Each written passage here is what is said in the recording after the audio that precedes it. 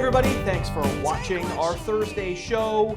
Our idea here is I watch all the games every week and I make a bunch of notes and I pick out some fun plays that will teach us something for fantasy or just are fun or funny, and I'll try to show them to you today. But actually first, I want to get to the Patriots running backs, and specifically James White.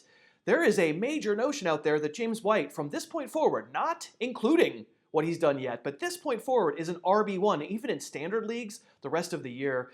And to folks who believe that, it could work out that way. I think history tells us it probably won't. Let's take a look.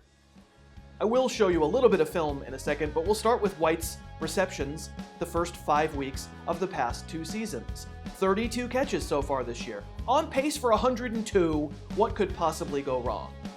Well, first 5 games of last year, 29 catches, but wound up with 56 total. That's what could go wrong.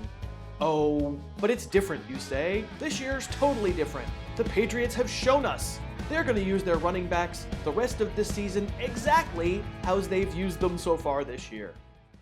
And to that I say, are you listening to yourself? Do you hear yourself? Do you hear the words coming out of your mouth? Because that is not typically how the Patriots roll. Usually they evolve over the course of a season, and you might say, well, there's no Dion Lewis on this roster, although last year we didn't think Dion Lewis would be a factor. There's no Rex Burkhead available. Yeah, I just think Sony Michel can catch more than he's caught to this point, and basically my lesson with the Patriots over the years is the minute you think you've got them figured out, they do something differently. I would absolutely start both Michel and White this week. You don't want to bet into a winning streak. I'm just saying at some point this year, I think the gravy train for James White comes to a crashing halt. Let's look at a little film. White's a fine player. This touchdown, this is him walking in, but we'll show you all 5 scores he has so far this year. There's talent in some of them, but he's on pace for 16 touchdowns. He's never scored more than 6. Against the Lions, this is good coverage, and White catches a perfect pass from Tom Brady, but it takes real skill as a receiver to be able to catch this pass. Here's the rushing touchdown. I'm not going to say this is all that repeatable. It's a running back just stopping, looking around, not in the Le'Veon Bell way, sort of just not getting tackled and then going an entirely different great circle route and going for it. But whatever. Well, the larger point is touchdowns, especially in New England. They're very difficult to predict. Is James White really going to have the pass-catching version of the LeGarrette Blount season? Great throw here in desperation by Brady. White obviously has receiving chops. This is a really good play. And on this one, basically uncovered. But my point is going to be, you don't love this player. You don't love what he can do. You love the running back shaped hole that you perceive in this lineup. You love what you perceive his role to be. And do the Patriots teach us nothing about that over the years? In standard leagues right now, James White is the RB9, but take away the 4 touchdowns, he's the RB32, 1 spot ahead of Tariq Cohen.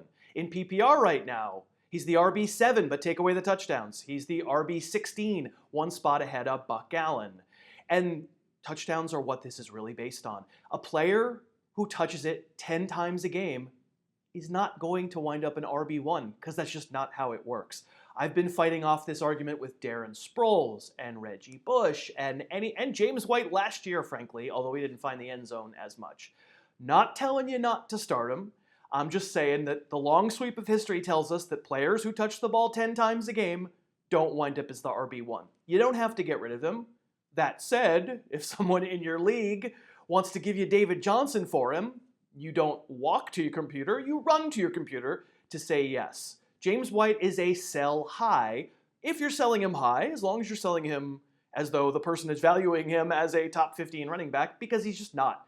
For the purposes of fantasy, even in PPR, game theory, the way this has always worked out in the past, and things could change and the running back position could fall apart, but game theory-wise, if you want to play this the smart way, trade James White. All right, let's take a look at my picks against the spread for week 6.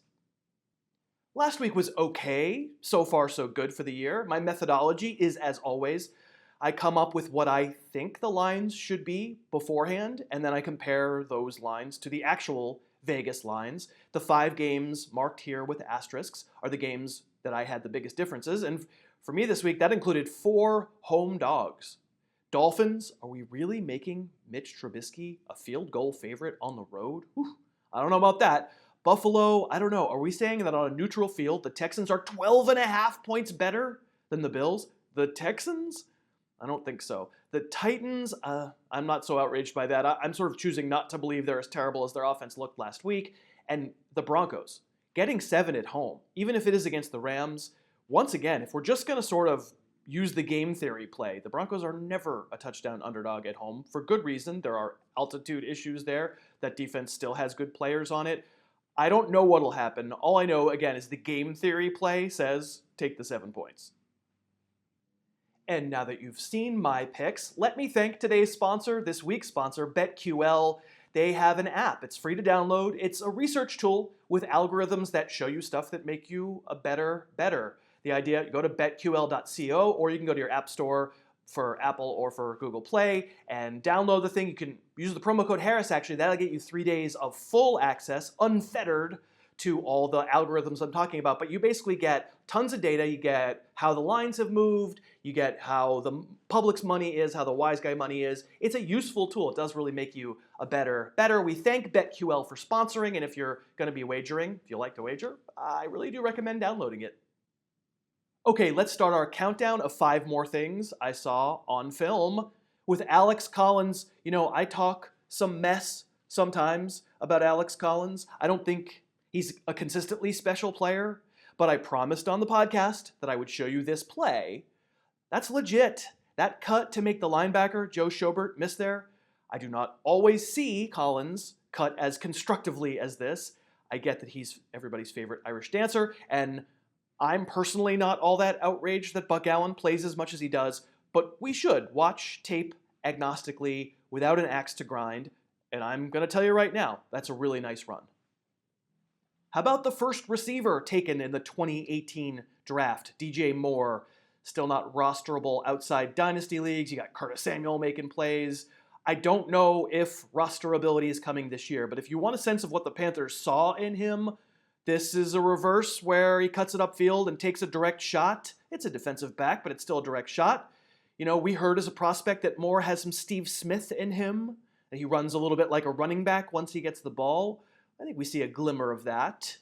By the way, on this play, check out the block by Cam Newton. That's an outside linebacker. Kareem Martin, 263-pound Kareem Martin. Sheesh.